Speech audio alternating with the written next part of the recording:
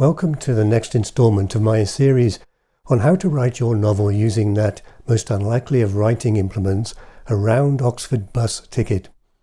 In this video we are going to be asking a question that hardly anybody ever asks, namely, what is reading?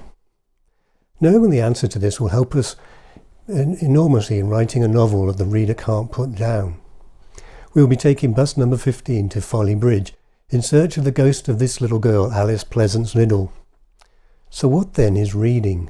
To help answer the question, let's start by considering a spectacularly wrong answer, one provided by one of the foremost public intellectuals of our age, Steven Pinker, the eminent Canadian-American cognitive psychologist. Fictional narratives, he writes in his book How the Mind Works, supply us with a mental catalogue of the fatal conundrums we might face someday and outcomes of strategies we could deploy. He seems to think fiction is some sort of self-help manual for the various difficulties we will face in life. And in support of this claim he cites Oedipus Rex, Kafka's Metamorphosis and Alice in Wonderland. Let's see if this thesis holds water. Let's take Oedipus Rex.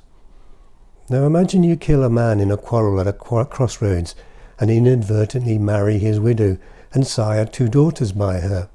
You become king, and later, after a long benevolent reign, fate reveals to you that the man you slew is your father, and that you have been sleeping with your mother for the past 20 years, and that your daughters are also your sisters.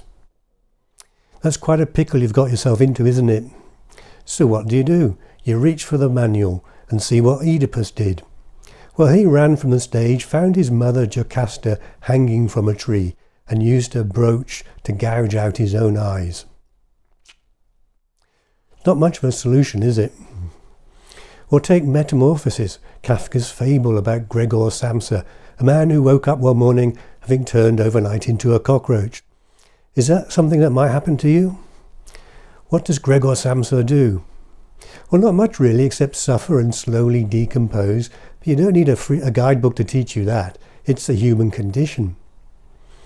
It's certainly true that great works of literature can teach us things, but not like this. To understand what reading is really about, and consequently how we can use this knowledge to become better writers, let's take our bus down to Christ Church College and see if we can summon the ghost of Alice Pleasance Liddell. Alice was the daughter of Henry Liddell, Dean of Christ Church, and Lewis Carroll, whose real name was Charles Dodson, was a mathematician there and a friend of the Dean.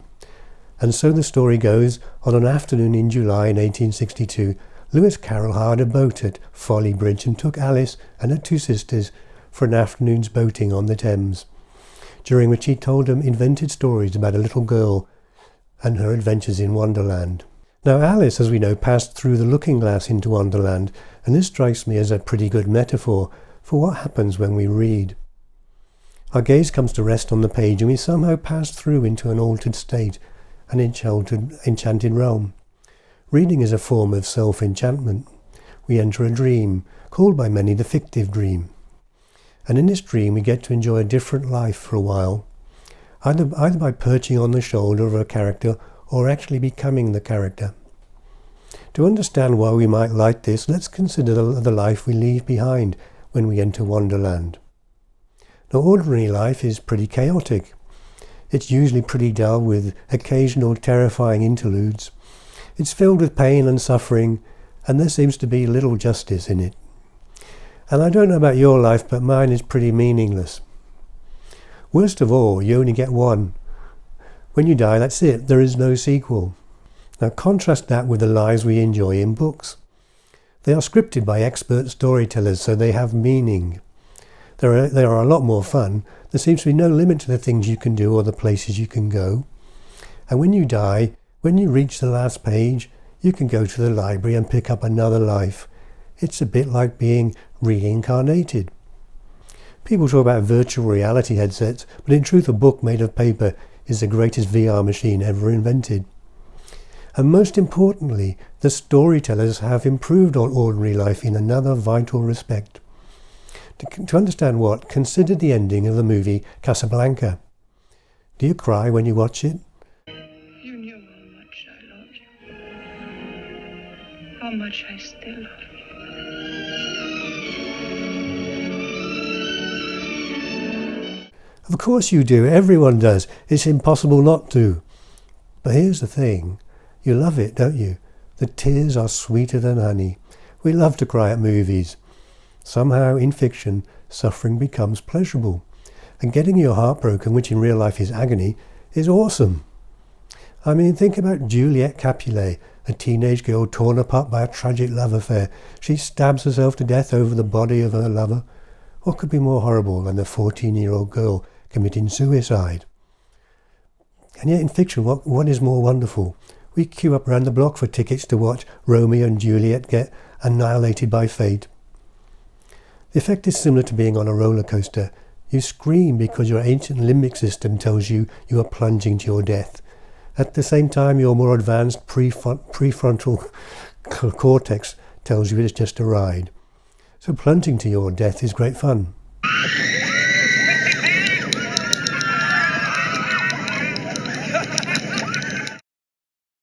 Stories, then, are scripted dreams in which we enjoy lives better than our own.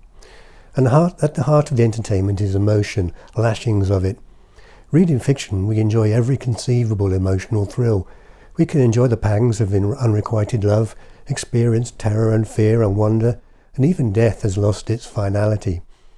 In books, death can be glorious. And we can also enjoy other more subtle, bittersweet emotions, ones that we struggle to name. Long has paled that sunny sky, echoes fade and memories die, autumn frosts have slain July. Still she haunts me phantom-wise, Alice moving under skies, never seen by waking eyes, ever drifting down the stream, lingering in the golden gleam. Life, what is it but a dream? This is from a poem that Lewis Carroll included at the end of Through the Looking Glass. So clearly the memory of that afternoon boating with Alice and her sisters stayed with him all his life.